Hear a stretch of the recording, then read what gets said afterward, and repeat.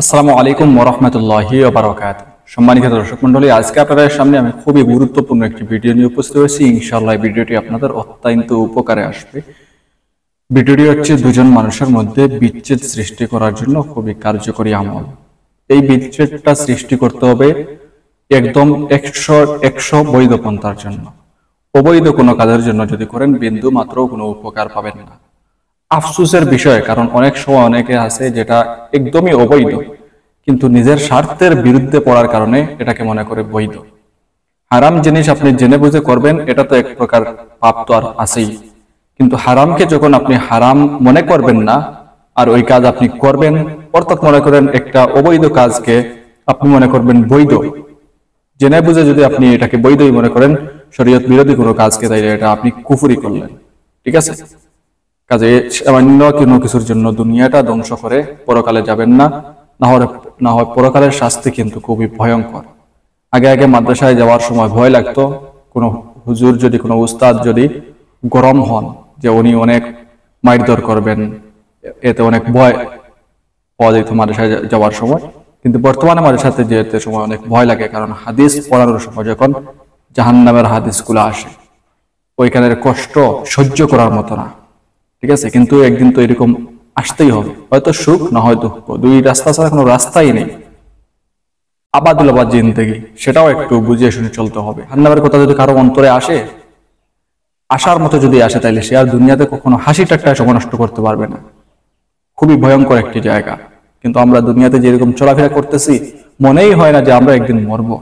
তো যাই হোক, আজকের যে বিষয় সেটা হচ্ছে দুজন মানুষের মধ্যে অবৈধ ভালোবাসা বিচ্ছেদ হবে। আপনার হাজবেন্ডের সাথে আরেকজন সম্পর্ক করতেছে, আপনার বোনের সাথে আরেকজনের সম্পর্ক করতেছে, অথবা ওইরকম কোনো জাতীয় সম্পর্ক যেগুলোর কারণে মান সম্মান নিয়ে টানাটানি শুরু হবে।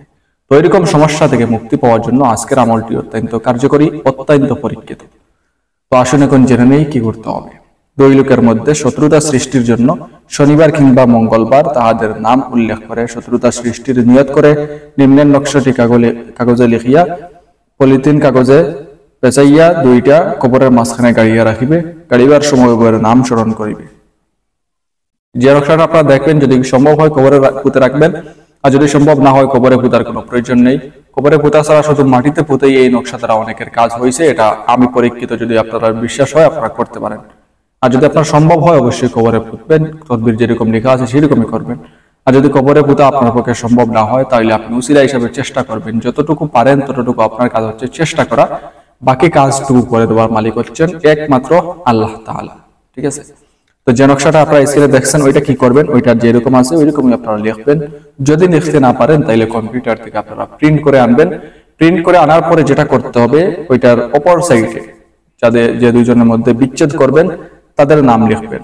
ঠিক আছে, তাহাদের নাম লিখবেন। তারপরে আপনি যখন ওইটা মাটিতে পুঁতেন অথবা দুই কবরের মধ্যখানে পুঁতেন, পুঁতার সময় তাদের দুজনের নাম স্মরণ করে পুঁতবেন, অর্থাৎ যাদের বিচ্ছেদ হবে তাদের নাম স্মরণ করে পুঁতবেন। তবে এই তদবিরে কারো মা বাবার নাম লাগবে না। অনেক তদবির আছে যেগুলাতে কোনো নামই লাগে না, অর্থাৎ যাদের সমস্যা তাদেরও নাম লাগে না। এখন অনেকে আবার প্রশ্ন করে নাম ছাড়া কেমনে হবে? তো আপনিই তো বলছেন যে সব কাজ করার মালিক আল্লাহ তাআলা, আল্লাহর উপর ভরসা করে আপনি তদবির করতেছেন উসিলা হিসেবে। তো আল্লাহ নাম ছাড়া কি মানুষ চিনেন না? তাহলে তো এটা থেকে আপনি বুঝাইলেন যে নাম ছাড়া যদি কেমনে হয়, এটা আপনার প্রশ্ন জাগে বা সন্দেহ লাগে, তাহলে তো আপনি আল্লাহর উপর বিশ্বাস করতে পারলেন না। অর্ধেক বিশ্বাস আপনার নামের উপর, তাহলে আপনার কাজ হইতো কেমনে? ওইরকম কোনো পদ ইয়াকিন নিয়ে কোনো কাজ হয় না। ইয়াকিন যা করবেন সম্পূর্ণ আল্লাহ তাআলার উপর দৃঢ় ইয়াকিন রাখবেন। দৃঢ় ইয়াকিন আল্লাহ তাআলার উপর রেখে যে কোনো আমল করবেন, ইনশাআল্লাহ কামিয়াবি অর্জন করবেন।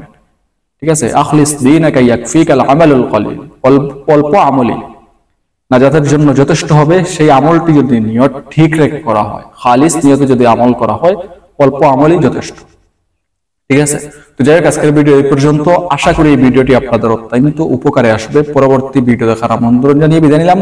সবাই ভালো থাকুন, সুস্থ থাকুন। আসসালামু আলাইকুম ওয়া রাহমাতুল্লাহি ওয়া বারাকাতুহু।